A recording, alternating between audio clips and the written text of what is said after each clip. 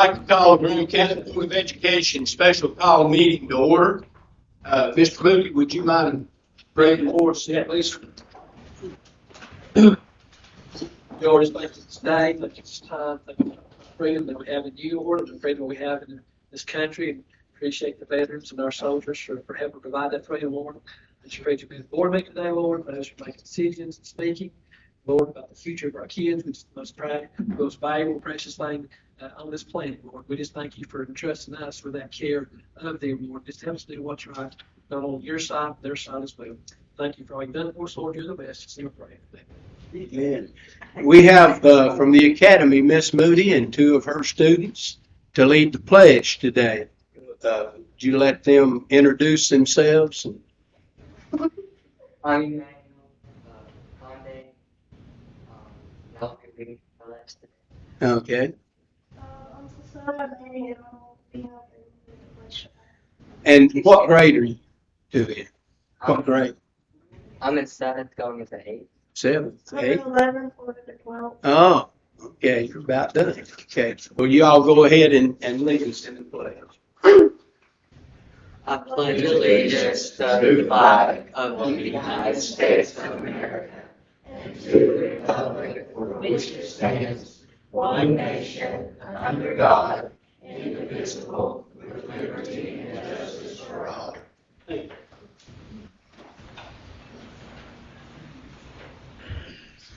Okay. Do I have a motion to approve the agenda for today? Do I have a second? All in favor? Any opposed? Ms. Klein, do we have anybody signed up for public comment? We do. It says the Academy. The Academy? Oh, okay.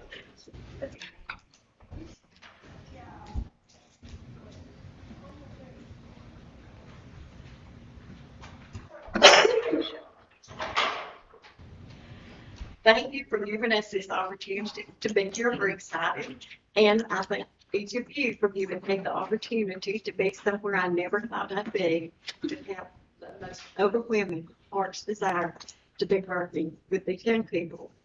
Emmanuel has worked very hard in this program, especially the last 2 years, and seen big changes in Emmanuel. And he gets up early in the morning and does his work so he can come in and start with whatever trouble we've got designated extra for the day for these kids to do. He was asked this morning when he came in, what are you doing here today? Because he's finished his testing. So he said that he was going to make a speech for Mrs. Madam Lady. So Mrs. Madam Lady, I'm going to turn this over to him. He has some sweet things to say.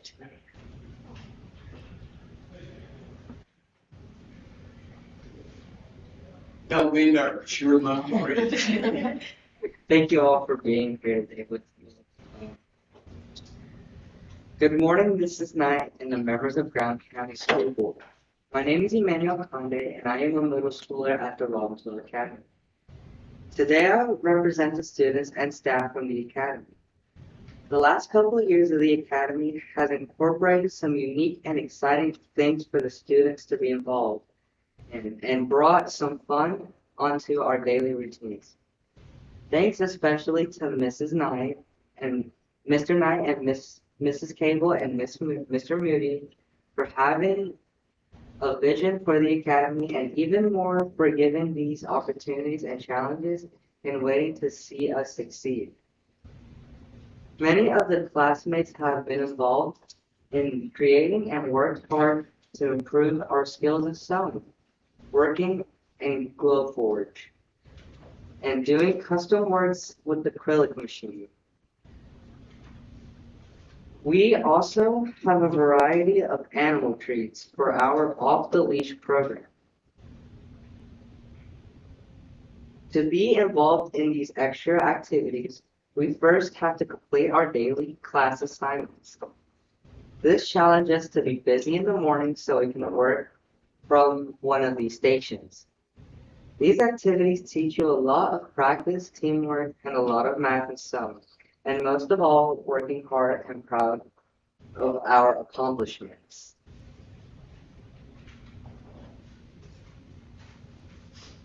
we have been able to sell a lot of our crafts, giving us some extra spending money. We were even taken to Maryville this past winter for a fantastic day of eating, shopping, and eating some more. I do want to thank the teachers at the academy because they show us, with all our imperfections, that they care for each of us. Mr. Knight, with your retirement coming up, some of the students and I worked hard and make you something using our sewing skills and our skills of the Cricut machine and Glowforge.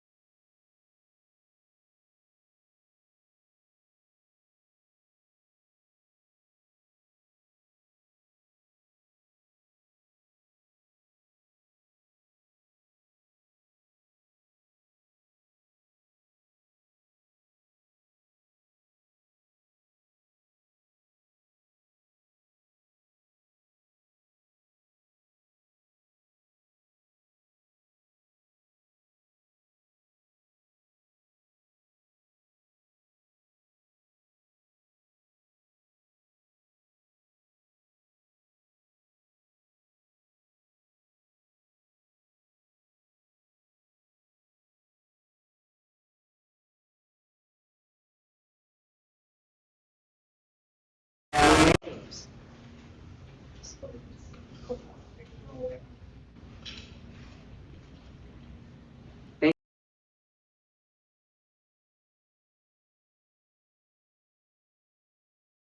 This was special. Tú has hecho los estudiantes vivas más mejor porque tú los importas. You have made many students' lives better because you care. May the next journey in your life give you good health and bring you much joy.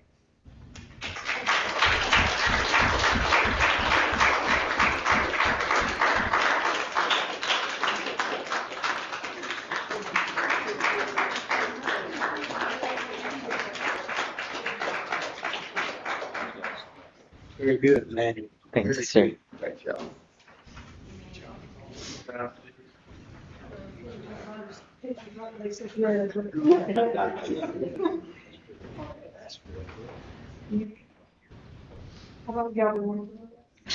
Weeks, weeks. Thank you.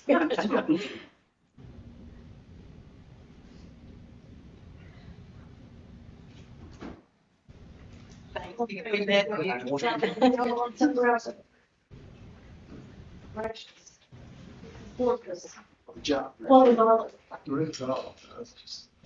And to watch where you guys have come from and where you're at is probably the best, the absolute best place. Thank you so much. Thank y'all for the time. Thank you very much.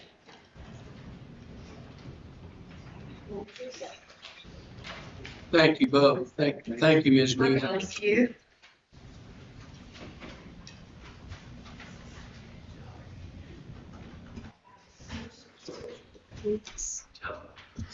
And I think we need to adjourn. Mr. Green, budget amendments. Where'd he go? Oh, there. I had to take a phone call real quick. Oh, yeah.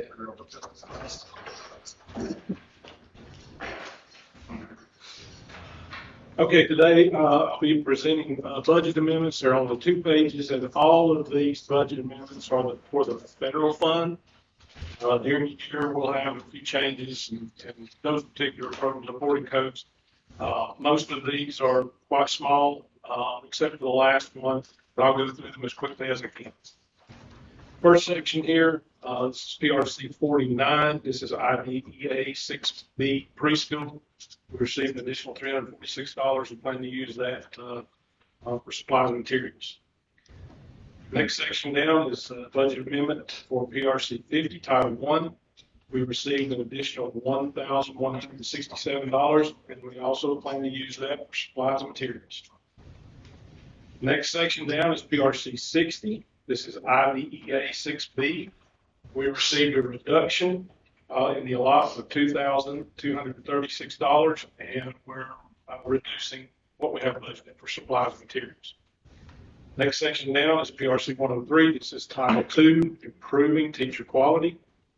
We received a reduction there of $1,002, and we're reducing our budget for that PRC in supplies and materials. Next section down, PRC 108. This is student support. Received an additional $46. Plan to use that for supplies and materials. Next page, please. Next is PRC 109. This is rural and low-income schools. We're receiving an additional $89 and plan to use that for supplies and materials. That's just a catch-all for all of these small budget amendments.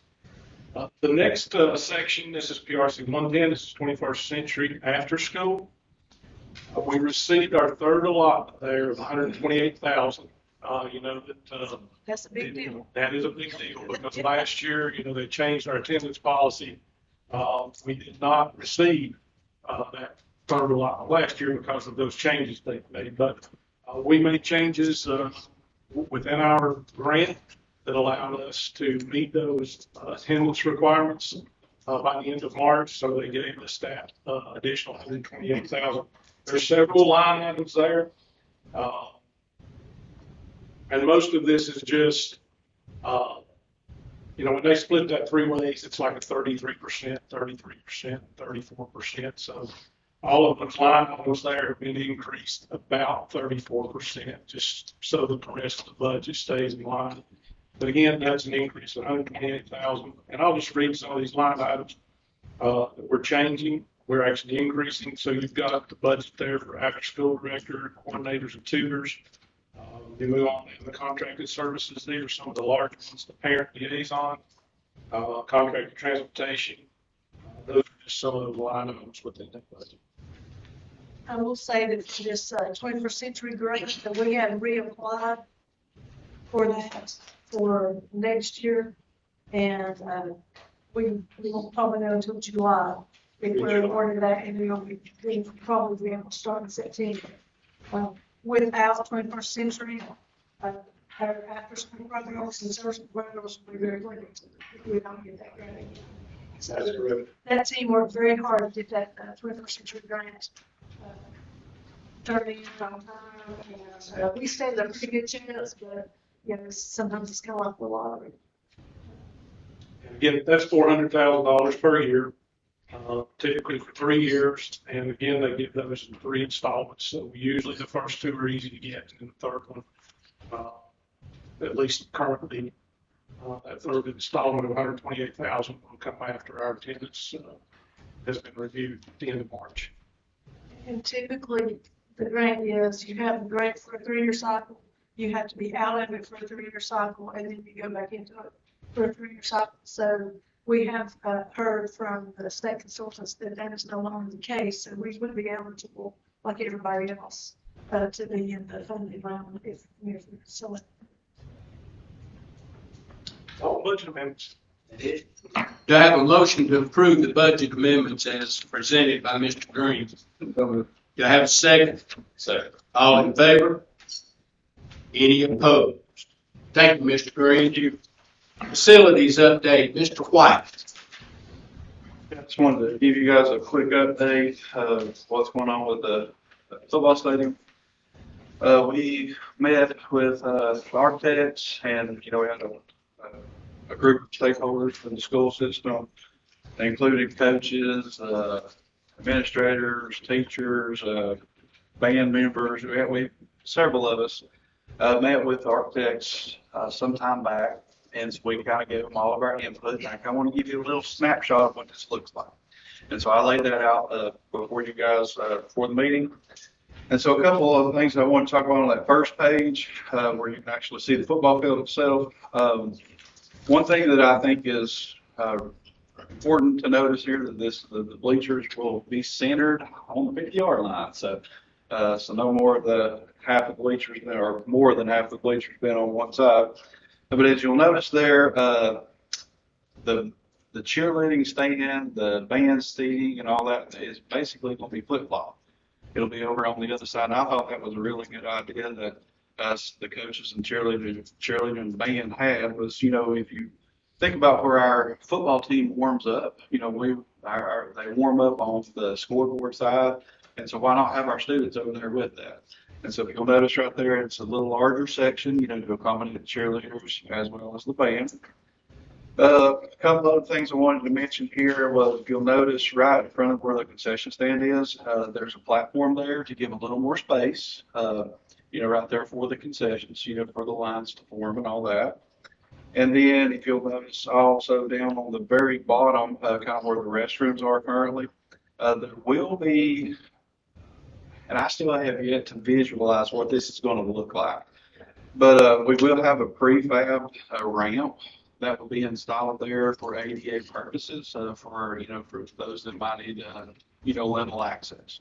And so there'll be some sort of ramp right there. And again, I'm not 100% sure what it's going to look like. I can't visualize that yet, but we'll see. Also, another thing I wanted to point out is, as I was going through these and trying to kind of read through that, one of my big things was, I'm a pretty big guy, and when I sat down on those bleachers last year, my knees were basically right in somebody's back. And so that's one of the things that we kind of spoke with them about. And the way that I'm reading this is going to be about 2.5 feet. So we're going to have a little more room than, of course, that we've been having. Now, there is a total seating capacity here of 2,172 seats. And that does include 17 spaces for wheelchairs down on the lower level, on the lower platform. If you will look over on the back sheet now I printed off this page for you guys to take a look at, just so you can kind of maybe see the line of sight. You'll see kind of superimposed in the background, you can kind of see where the bleachers were in this past year and where they'll be this year. But you can kind of see that and faded right there. So you can kind of see there that front wall is going to have to be taken down. And so that's going to lower the front of the stand, so the line of sight should be much better. Also, if you'll notice there, it looks like from the edge of the field to where the fencing begins for the bleachers itself, it's going to be about 14.5 feet. So we'll have about 14.5 feet of sideline there. And so I just kind of wanted to give you this and kind of give you an idea of what the drawings look like. There will be meetings. Jason Moreno sent out an email, I guess it was Friday of last week, and saying that we are going to have some meetings this week to kind of talk a little bit more about these drawings and all that good stuff. So, but anyway, it's in the process, and I just kind of want to give you guys a little snippet of what we're seeing.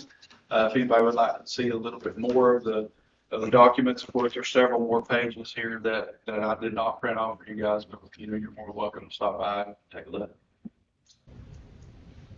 Bleachers in now. The temporary, They're in. they are. Yes. Are they better than last year? Have you been down I've there? not been down They're there. I've not had time. What about the They're not much better. I mean, they might be 10% better, but I mean, you still get to do one more season. Sit on with your job. They got about four home varsity games, right? Yeah, so. Not counting the playoffs. Right, not counting.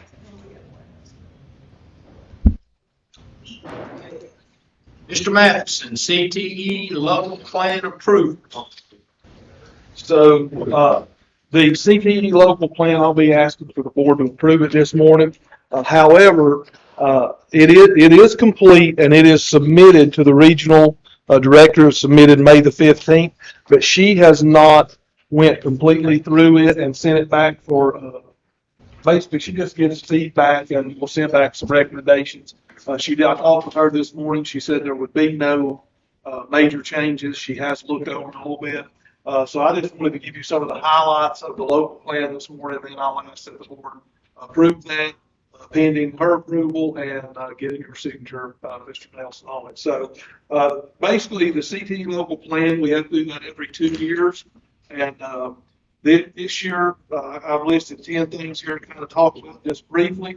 The first thing, a large part of the local plan is a focus on providing high-quality professional development to our CTE teachers, giving them opportunities to go to the state conference, summer conference, to go and also opportunities are embedded in it to give them the opportunity to go into other schools and watch other teachers in surrounding counties and areas that have programs like theirs and learn from them. Another thing is we want to continue to grow our relationship with local businesses and industry. A couple years ago, after I took over as director, we formed our own business advisory council, and that group has grown. We have about 24 members on it now, and we want to continue to bring in local business and industry and try to meet their needs. And I will say, as I go through here, I'll focus on our relationship with Tri-County in just a minute and talk about it. But number 3 is we're going to be adding 2 new pathways to the CTE program next year. The first one is hospitality and tourism, and obviously in the place that we live, that fits in very well with the major industry in our community. And we'll also be adding electrical trades, and that will be through Tri-County Community College, just like the welding program is set up now. So the students could get the first 2 electrical classes out of the way, leading toward getting an electrical degree through Tri-County. And then it's number 4 is focus on our relationship with Graham County Schools and Tri-County and develop the position of career coach that's provided by Tri-County. So a couple months ago, Lance Collins was added to the staff at the high school through Tri-County Community College. He's paid 100% by them, but he is a career coach. And what he does is he works with the teachers in the high school and middle school, and he brings in business leaders and industry leaders, and they come in and they speak to the students and the classes. They talk about what they need, what they expect out of employees, and he's been a great asset already. He's set up field trips for our kids to go over to the Marble campus at Tri-County and take part. They have a heavy equipment machinery operating program over there, so our kids got to go over there and get the simulators, and then they went to Snap-on Tools and got to do a tour of Snap-on, and they said it was phenomenal. It was really good. So he's doing a good work. So we want to continue to develop his role within the school. And then we want to focus on cross-curricular instruction to support growth by CTE completers in math, English, and science. The way that we do that, what's written in our plan, is we bring in English teachers, math teachers, and science teachers into our PLCs, and we let them talk about their curriculum and how the CTE department can help them, because one of the things that Career and Technical Education is graded on in their CLNA is the percentage of CTE completers that are proficient on Math 1, Math 3, English 2, and biology. So we want to make sure we're doing things to help those students do better on those end-of-course exams when they take them. Let's see. Number 6, make the best possible use of the MOEs that we're provided here. So I wanted to talk about this for just a second. 3 years ago, when I took over as the CTE director, we got 100 months of employment.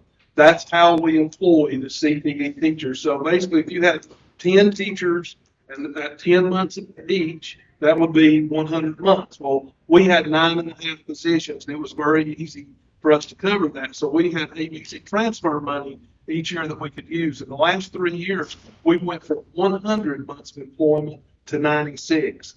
So now, and we've added agriculture, and by state statute, the ag position has to be a 12-month position. So we just hired a new ag teacher. She'll be starting July 1st, and but we're a month short of CTE employment. So that means that I'm going to have to pay for a month of her employment out of my state funds, BRC 14.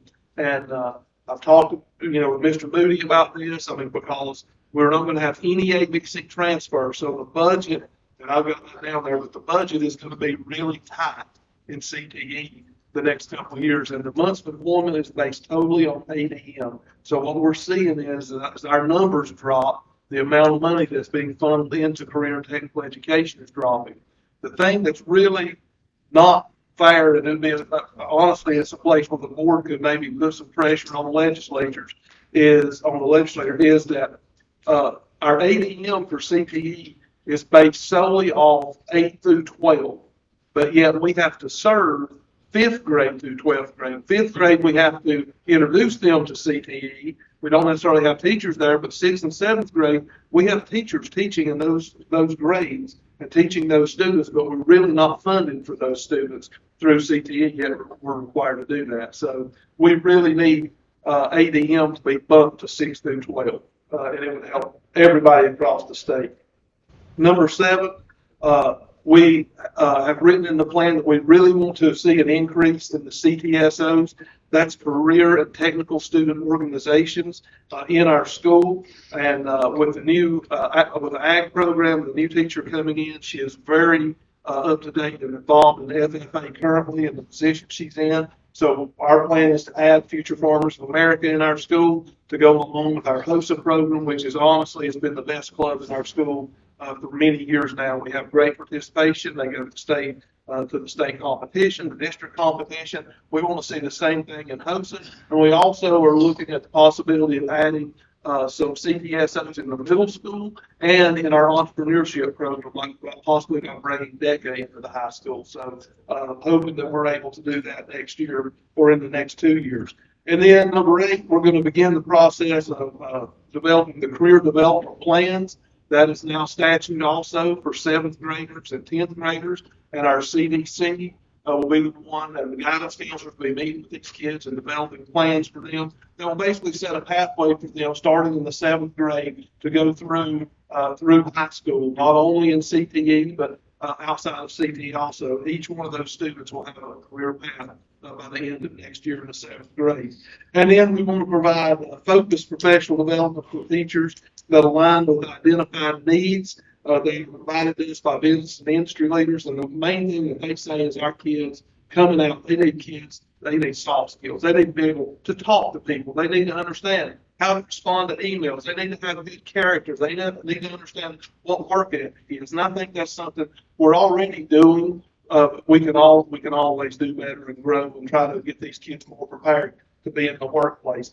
And then under budget, I put that there because in the local plan currently as provided to Santa Ana, the PRC 17 federal funds has not been released yet, so we have to base our budget off of last year's funding. So hopefully it will increase a little bit. I don't think very much, but we're looking for a little bit of an increase maybe.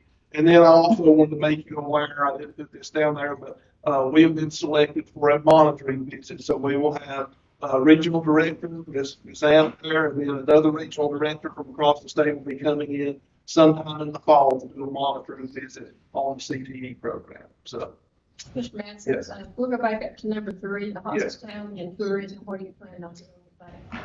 So Miranda Moody is the teacher that's going to be teaching hospitality and tourism. It is you have to have the family consumer science degree, and she just went and tested and got that.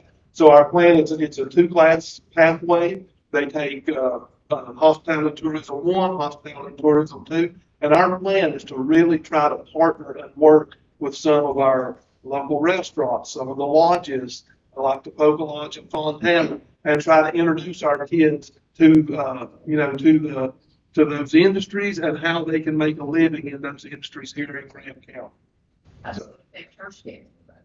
So basically what we've done is we're going to offer fewer career management classes, that's what she offers, because career management doesn't lead to a pathway completion anyway. So we will occasionally offer that as an elective, but for the most part, she's going to be teaching yearbook and maybe digital media once a year, and then just hospitality and tourism.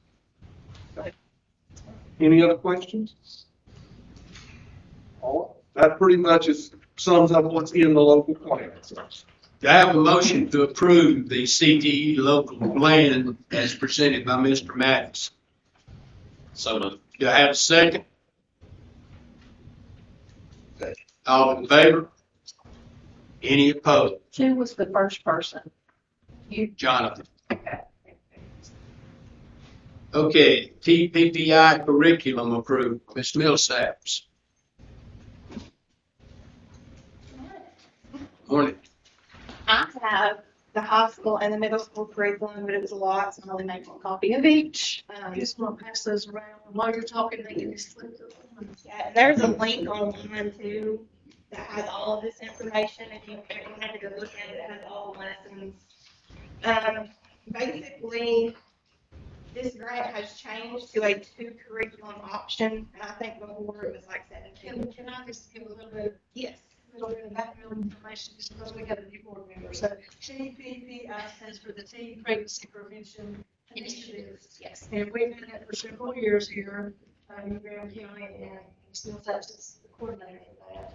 And so we're at the point now of the curriculum changing, Yes. and she wanted to bring that to the board for your review. And I understand that there were some options, and you went with the most conservative. There's only Options. 2 options. Two options, and Yes. this is the most conservative of the two. So They are trying to align these more with the state standards, and I don't exactly know how it aligns up. I couldn't find that information. And there hasn't been any trainings for me this year because I taught drawing and special line like I have for the last 9 years, I think. And reducing the risk, which is the high school program. So next year, it is my understanding there will be a needs assessment in the fall. Some grant document things that need to be done in the fall, and then it should be taught in the spring. But in order to get any information out to parents, that they have the option to opt out, because it's not required for any student to participate in this. We have to give them a 60-day notification, which I normally do now, like May through the beginning of the school year. So that in case they do ask for classes to be taught in September, we've sent out all the information. 3R stands for rights, respect, and responsibility. Couldn't find out what FLASH stands for. That is the second option. There's tons of information about this program, and I couldn't find the same amount of information for the other program. With this, you can, the teacher can decide per class if they want to omit any topic. They can cross out a lesson and not do that lesson. It's really flexible. So with my program in the past, you were not within fidelity if you skipped a lesson. You had to teach every lesson, you had to teach it in order. With this one, you can skip around the grade level. So if you have a 7th grade class that you feel like maybe this topic is not appropriate for this class, you can teach them a 6th grade lesson or a 5th grade lesson, because it goes K through 12. But the program is written for grades, I think our grant is grades 6 through 9 is how we wrote that, so. I have questions. I have a question. You said the parents, were you done? I'm sorry, did you ask for a question? Yes. You said parents have an opt-out. Can we make that an opt-in where they actually have to? It can be. Yes, I want this It can done. be either. And then if a teacher chooses to omit or skip or whatever, will the parents be provided that information before they make their decision?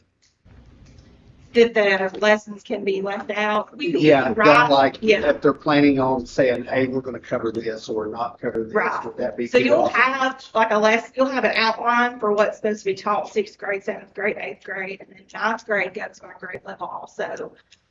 You'll have that outline for the parents, and I've always put with my previous opt-out letters, these are the lessons that are being taught for this grade level.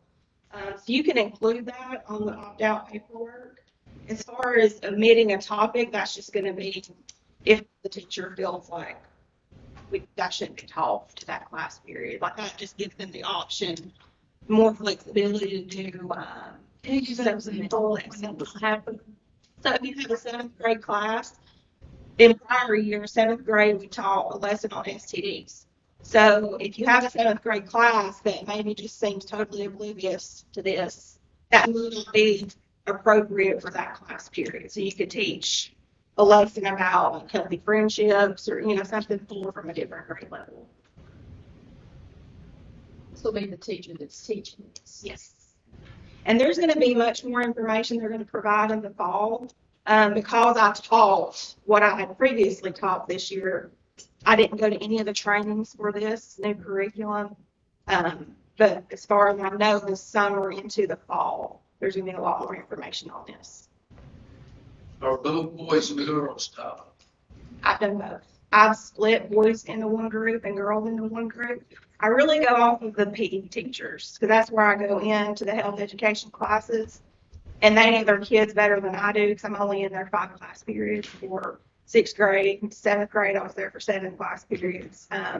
So I just take their suggestion. If they have a group that they feel like you need to split these kids up, and there'll still be the option to do that. Are any high school kids taught 10 through 12?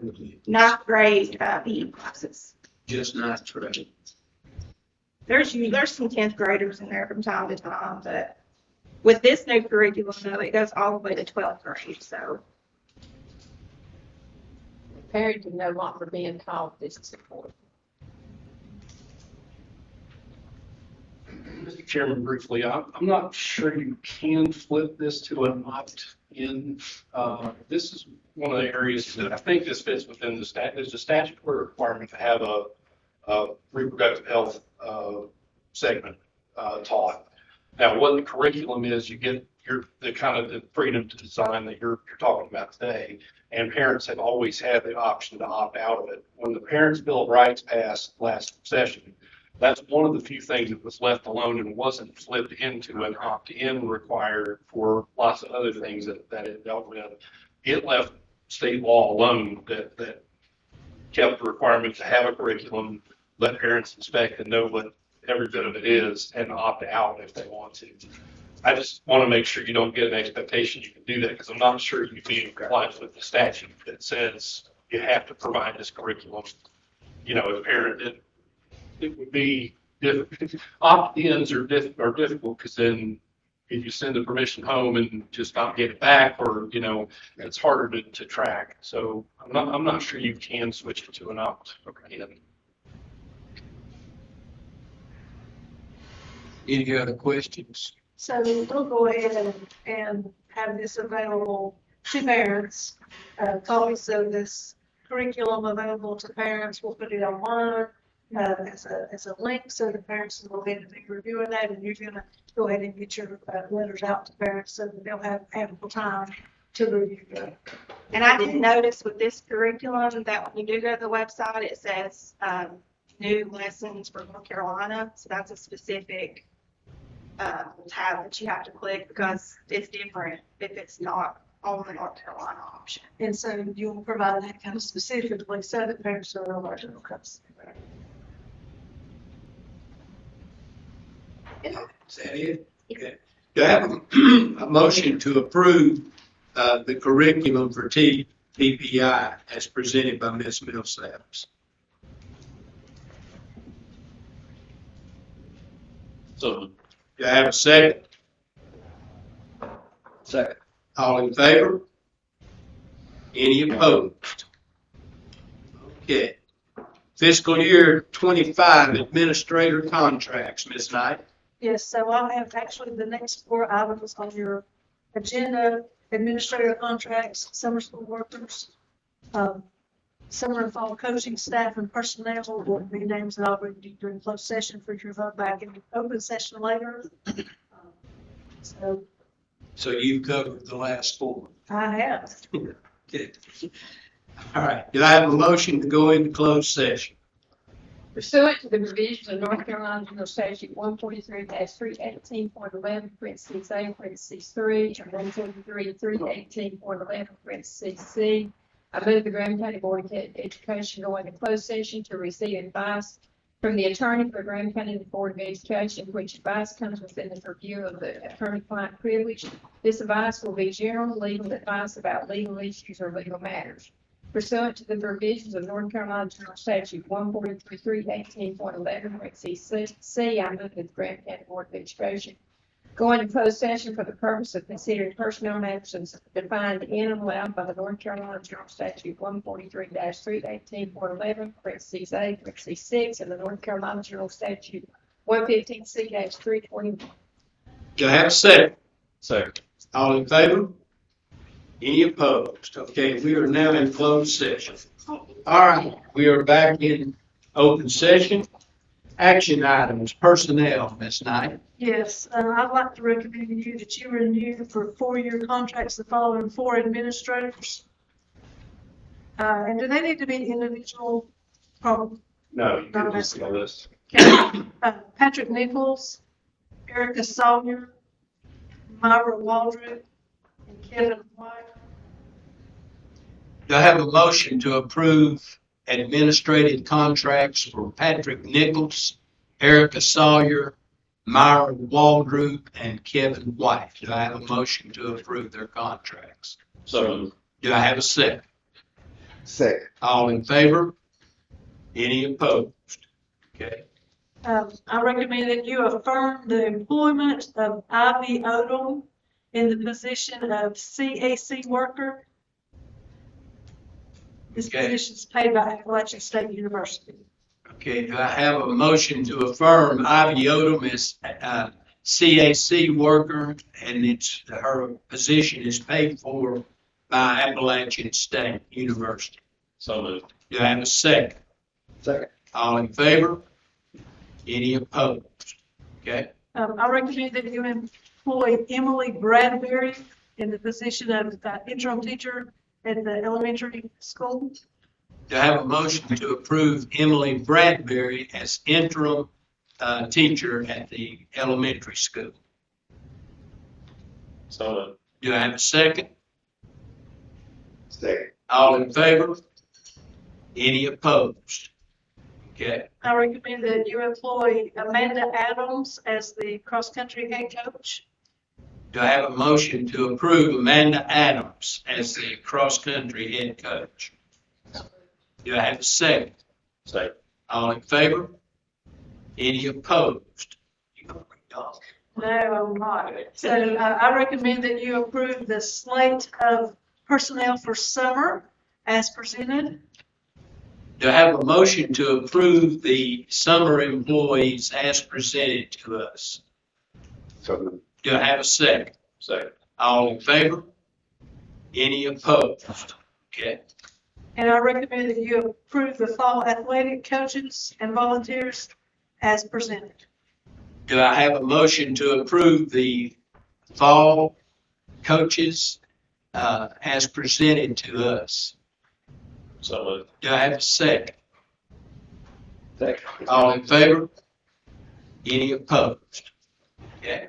And this time I'll have you a list and an electronic copy of that too. Yes. Mr. Henning, if you will, go over the Graham County Board of Education resolution electing our superintendent. Yes, sir, Mr. Chairman, as we've had some discussion, state board policy requires that unless your candidate for election as your superintendent has got either a doctorate or a specialist degree, the head degree, you have to go through an additional step of identifying at least 5 years of educational experience in educational leadership. Of which, as we've discussed, Mr. Moody has lots and lots. So what this resolution does is this is what the state board essentially wants to see at this point when you make that election. What it runs through here is that you as for Graham County Schools are charged with making that election superintendent, that after Ms. Knight made her intentions known to retire, that you had your hiring process that ended on a May 7th decision to elect Mr. Moody for a 2-year term. That fourth whereas is the state board policy that requires you to make that identification. Now, if you go into the active part of this, number one is you're identifying his 31-year career overall and 17 years in administration, including as your assistant superintendent. 2 is you're just reaffirming your election of Mr. Moody as you are previously voted on. And number 3 is approval of the terms of the contract that we reviewed in closed session. So a motion to adopt the resolution as presented will do all of those things. Happy to answer any other questions you have. Okay. Do I have a motion to approve this resolution as presented by Mr. Henning? Okay, Mr. Addison, Jonathan Addison made the motion. Do I have a second? Second. Andy Lynn made the second. All in favor? Any opposed? Okay. All right, that's all I've got. That's all that I have. We do need to discuss the final determination of your next Board of Education meeting. So I have June 11th, and is that, what did you decide for the June 11th? 9 o'clock, is that what we decided? 9 a.m. And Mr. Moody's not in here. Will y'all call me if you need me? Yes. Okay. We got one the 27th. And Yeah, I'll be. yeah, and just as a reminder, as Ms. Knott said, there is a scheduled board meeting for June 27th at 2 p.m. for end of the year financial adjustments and any personnel as needed.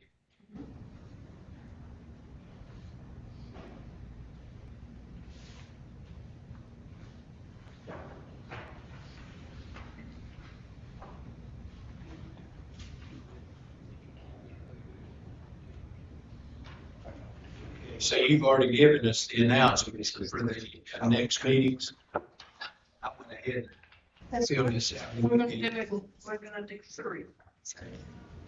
Okay, Once okay. Are we done now? All right, that June 11th is 9 o'clock. And that's a good call.